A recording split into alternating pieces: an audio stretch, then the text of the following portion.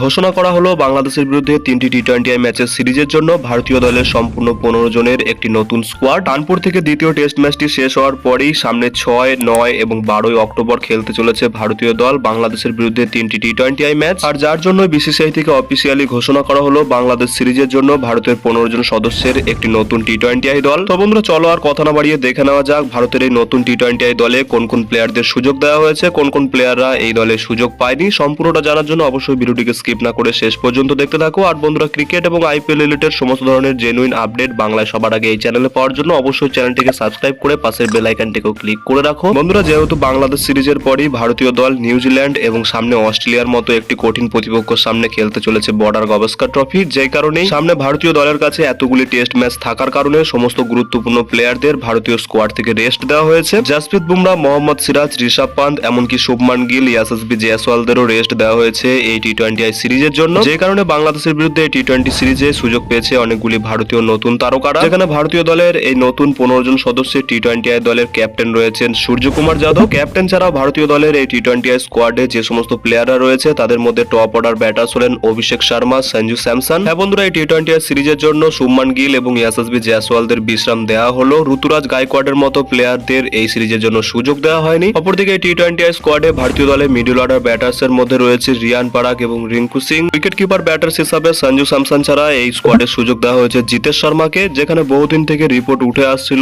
ঈশান কিষানকে হয়তো ভারতীয় দলে আবারও দেখা যেতে পারে এই টি-20 স্কোয়াডে, কিন্তু এমনটা হয়নি। ঈশান কিষানের পরিবর্তে আমরা জিতেশ শর্মাকেই দেখতে চলেছি এই টি-20 সিরিজে। অলরাউন্ডারের লিস্ট এই স্কোয়াডে অনেকটাই লম্বা রয়েছে, যেখানে অবশ্যই রয়েছেন সেই ভারতীয় দলের হোয়াইট বলের একজন অত্যন্ত গুরুত্বপূর্ণ প্লেয়ার হার্দিক পান্ডিয়া ছাড়া অলরাউন্ডারের ভূমিকা রয়েছে শিবম দুবে, ওয়াশিংটন সুন্দর। এছাড়াও বন্ধুরা, এই সিরিজের জন্য নীতিশ কুমার রেড্ডিকে আবারও ভারতীয় দলে সুযোগ দেওয়া হয়েছে, যেখানে তাকে প্রথমে জিম্বাবুয়ে সিরিজে সুযোগ দেওয়া হলেও তিনি তার চোটের কারণে একটি ম্যাচও খেলতে পারেননি। অলরাউন্ডারের পর বন্ধুরা, বাংলাদেশের বিরুদ্ধে ভারতীয় দলের বোলিং অ্যাটাকের কথা বললে সেখানে সুযোগ দেওয়া হয়েছে দুজন স্পিনারকে। রয়েছেন রবি বিষ্ণয় এবং যার সঙ্গে আবারও বহুদিন পর ভারতীয় দলে কামব্যাক করতে চলেছে বরুণ চক্রবর্তী, যিনি বন্ধুরা লাস্ট ভারতীয় দলে খেলেছিলেন 2021 টি-20 ওয়ার্ল্ড কাপে, যার পর থেকে তিনি আর ভারতীয় দলে সুযোগ পাননি। গৌতম গম্ভীর ভারতীয় দলে কোচ হয়ে আসার পরেই কেকেআর এর এই চ্যাম্পিয়ন স্পিনারকে আবারও সুযোগ দেওয়া হয়েছে ইন্ডিয়ান স্কোয়াডে। বন্ধুরা, যেই কারণে ভারতীয় দল থেকে আবারও সাইড লাইন করে দেওয়া হয়েছে ইউজবেন্দ্র চাহালকে। পেস বোলারদের মধ্যে এই টি-20 সিরিজের জন্য সুযোগ দেওয়া হয়েছে আর্শদীপ সিং এবং হর্ষিত রানাকে। এছাড়া সুযোগ দেওয়া হয়েছে ভারতীয় দলের আপকামিং একজন সুপারস্টার পেস বোলার মায়াঙ্ক যাদবকে। আইপিএল এর গত সিজনে লখনৌ সুপার জায়ান্টসের হয়ে সেই দুরন্ত গতিতে বল করা মায়াঙ্ক যাদবকে আমরা ফাইনালে দেখতে চলেছি ভারতীয় স্কোয়াডে। বন্ধুরা, কিছুটা এমনই 15 জন সদস্যের একটি টি-20 স্কোয়াড ঘোষণা করা হয়েছে বাংলাদেশের বিরুদ্ধে ভারতীয় দলের। এর মধ্যে কোন প্লেয়ারদের এই সিরিজে তোমরা দেখার জন্য